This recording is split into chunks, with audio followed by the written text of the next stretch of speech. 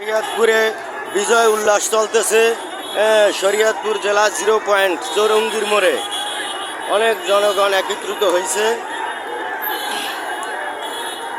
আজ আমাদের 15 বছর বন্দী থাকা জীবনের বিজয় উল্লাস।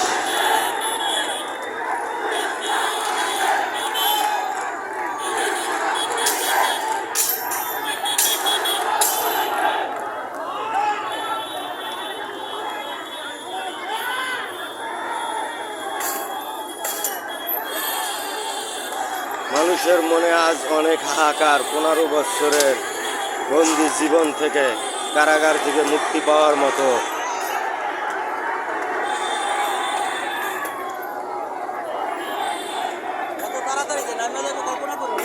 হ্যাঁ, নামছে 10 সাইরাও পালাইছে, 10টারে বহুত তেলা জ্বালা করিয়া লাইছে।